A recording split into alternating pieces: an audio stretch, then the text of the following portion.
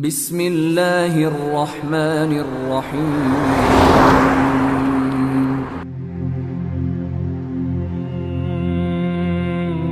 Ali karamallahu wajhah, sesungguhnya Nabi Muhammad di akhir hayat beliau, pada detik-detik terakhir nafas beliau, aku melihat beliau menggerakkan bibirnya dengan 2 kali gerakan. Ketika itu aku mendekatkan telingaku. Ketika aku mendekatkan telingaku, aku mendengar beliau berkata, ummati, ummati, kata beliau. Ketika itu saudara-saudara, ketika itu Allah berkata kepada Jibril, wahai Jibril, engkau turun, beritahu kepada Muhammad bahwasanya aku memberikan kepada dia 2 pilihan. Apakah dia akan memilihku atau dia memilih dunia? Kalau dia memilih dunia, akan aku panjangkan umurnya. Kalau dia memilihku, katakan kepadanya akan datang kematiannya pada hari ini. Datang Jibril membawa pesan tersebut, kemudian disampaikan kepada Nabi. Kata Nabi, wahai Jibril, sampaikan kepada Allah bahwasanya aku lebih memilih Allah subhanahu wa ta'ala. Kehidupan yang sebenarnya bagiku bukan dunia. Kehidupan yang sebenarnya bagiku ketika ruhku berpindah berjumpa kepada Allah subhanahu wa ta'ala. Akhirnya saudara-saudara, datang Israel untuk mencabut nyawa Nabi Muhammad SAW. Ketika itu Nabi Muhammad SAW terbaring di rumah Sayyidatuna Aisyah di atas kasurnya. Ketika itu datang Israel pun izin untuk mencabut nyawa Nabi Muhammad. Apa kata Rasulullah SAW? Ketika itu ditemani oleh Jibril, ya Khalili Jibril, wahai kekasihku Jibril, aku belum puas meninggalkan umatku kalau belum diberikan jaminan oleh Allah subhanahu wa ta'ala. Pergi Jibril menemui Allah subhanahu wa ta'ala. Fa'ahallahu ta'ala ala Jibril, basyirhu ya Jibril, innahu awwalu nasin khariju minal ardi idha bu'isu wa sayyiduhum idha jami'u, fabasyirhu innal jannah muharramatun alal umam qabla an tadkhuluha ummatuh. Wahai Jibril, sampaikan kepada Muhammad, dia manusia yang pertama kali akan aku bangkitkan di hari kiamat dan menjadi manusia yang memimpin seluruh manusia kelak pada hari kiamat.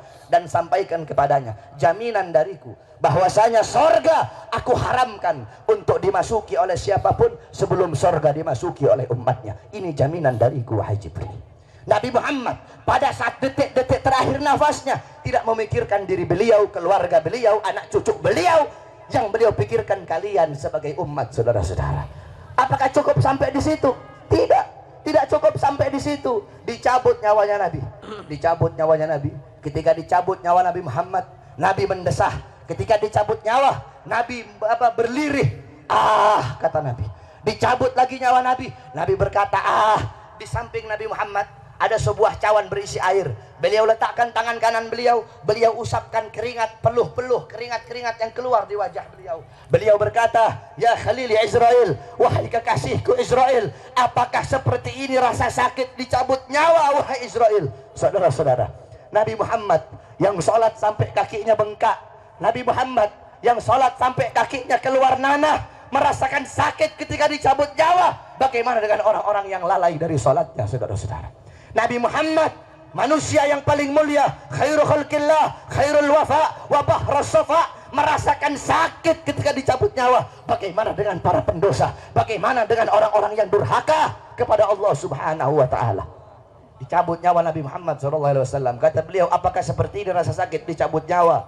Kemudian Israel pun berkata, iya ya Rasulullah, seperti inilah rasa sakit dicabut nyawa. Kemudian Rasulullah berkata, wahai Israel, apakah rasa sakit seperti ini juga yang nanti akan dialami oleh umatku? Apa kata Israel? Iya ya Rasulullah, rasa sakit seperti inilah yang nanti akan dialami oleh umatmu. Mendengar itu Nabi Muhammad menangis. Itu tangisan terakhir Nabi Muhammad. Itu tangisan air matanya Nabi yang terakhir sebelum beliau wafat. Beliau mengangkat tangan, doa terakhirnya Nabi, harapan terakhirnya Nabi, doa yang menutupi kepergian Nabi Muhammad, doa yang menutupi wafatnya Nabi Muhammad. Beliau mengangkat tangan, mengadahkan tangan kepada Allah subhanahu wa ta'ala. Allahumma khaffif ala ummati fi sakratil maut. Ya Allah, ringankanlah. Ya Allah, permudahkanlah sakratul maut umatku. Ya Allah, ya Allah, aku nabi mereka, aku pemimpin mereka, aku penanggung jawab mereka. berikan seluruh rasa sakit sakratul maut mereka kepada aku ya Allah. Biar aku menanggung rasa sakit sakratul maut umatku ya Allah. Umatku tidak akan kuat, umatku tidak akan mampu ya Allah. Biar aku menanggung seluruh sakratul maut mereka. Berikan rasa sakit sakratul maut mereka kepada aku ya Allah. Di mana kalian untuk Nabi Muhammad? Apa yang telah kalian lakukan untuk Nabi Muhammad SAW? Sudahkah kalian menyenangkan hatinya Nabi? Sudahkah kalian mengorbankan jiwa, nyawa, darah, harta kalian untuk Nabi Muhammad SAW? Para sahabat-sahabatnya Nabi mengorbankan jiwanya, nyawanya, darahnya, hartanya. Sumayyah, wanita yang tua renta, dipaksa keluar dari ajarannya Nabi. Dikubur setengah badan, ditombak, keluar isi perutnya, dicambuk. Hei Sumayyah, keluar kamu dari ajaran Nabi. Apakah Sumayyah lebih memilih kesenangan dunia? Apakah Sumayyah lebih memilih kebebasan dunia? Sumayyah lebih memilih mati daripada harus meninggalkan ajaran Nabi Muhammad. Allahu Akbar.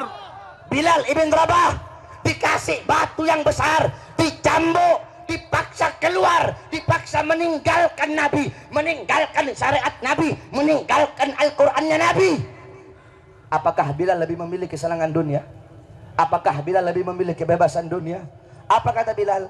Walaupun tubuhku dipotong-potong menjadi bagian-bagian yang kecil untuk menghentikan kecintaanku kepada Nabi, dengan dipotong-potong tidak akan berhenti kecintaanku, malah dengan dipotong-potong hanya akan menambahkan kecintaanku kepada baginda Nabi besar Muhammad. Allahu Akbar. Setelah Nabi Muhammad SAW wafat, para sahabat itu tidak ada gairah hidup, saudara-saudara. Ada seorang wanita yang dimana galat li Aisyah, ya Aisyah, ikshif li qabrin Nabi. Wahai Aisyah, hingkapkan, bukakan bagiku kuburnya Nabi. Dibuka kuburnya Nabi, masuk ini perempuan di depan kuburnya Nabi. Fabakat hatta matat. Itu wanita menangis depan kuburnya Nabi sampai dia mati.